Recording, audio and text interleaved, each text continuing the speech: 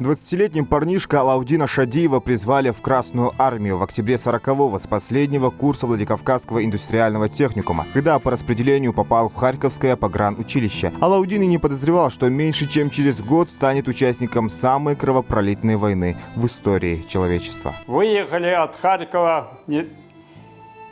километров, наверное, 100 с лишним на запад. Пути следования дважды. На машине дважды нас бомбили. Последний раз бомбежка. Машину в ночное время, машину нашу скинули с моста в воду. Там повозились.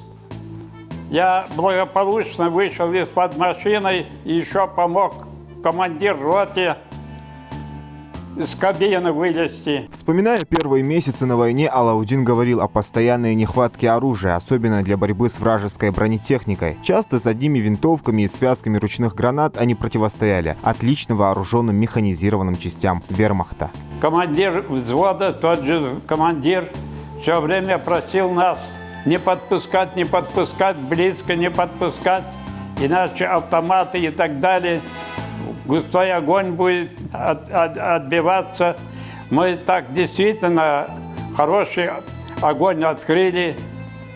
Пошла перестрелка. После сдачи Харькова Алаудин вместе со всем личным составом погранучилища был откомандирован в Среднюю Азию, где сформировали кавалерийские полки. Через 2 месяца они уже действовали в Закавказье, где сражались с горными егерскими частями СС, пока их не перебросили на турецкую границу. Опасность. Собралась целая банда, более 1000 человек собралось непосредственно в близости от турецкой границы, в 8-9 километрах, и они бились с тем, чтобы перейти границу. Вот пограничники, местные пограничники окружили их и держали в окружении.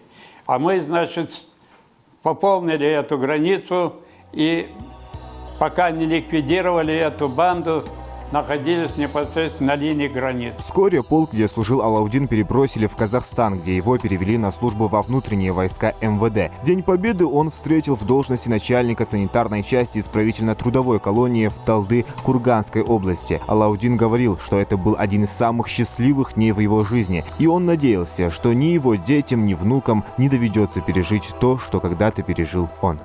Список фамилий всех, кто внес свой вклад в победу, постоянно пополняется. В базе проекта «Лица Победы» уже десятки тысяч героев. Вспомним еще раз несколько имен наших отважных сынов и дочерей Отечества. Это и летчик-бомбардировщик Ахмед Мальсагов, капитан, командир батальона Свердловского стрелкового полка Уральской стрелковой дивизии Сафарбек Плиев.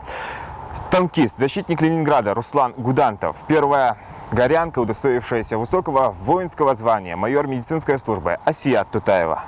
И такие герои есть в каждой семье. Перечислить всех имен не хватит эфирного времени. Память и достояние нации, летопись целой эпохи. Меньше чем за год «Лица Победы» прошли путь от идеи до невероятного по масштабам архива. Сайт и экспозиция заработали в конце прошлого года. «Лица Победы» – уникальный архив, созданный руками простых людей. Здесь не только солдаты и офицеры, но и труженики тыла.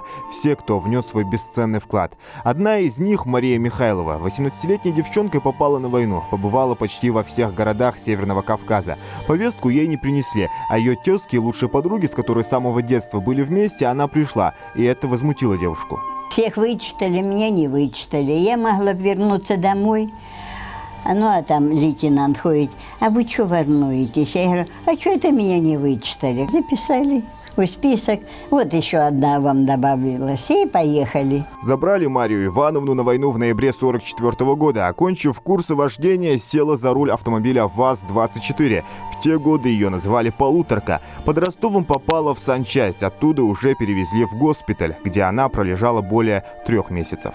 Продукты и воду возила, и орудия, снаряды подвозила, артиллерия была, артиллеристой. Сержанта убили, одного ранили, как машина моя взорвалась, и мне контузило. Но еще до этого куст. Бегим же все под кусты, когда бомбят. А я сижу с одной стороны, а немец с другой. Парень молодой, тоже мальчишка. Я руки вверх, а он Меня дед сказал, у русских не стреляй, у немцев стреляй. Веди меня к русским.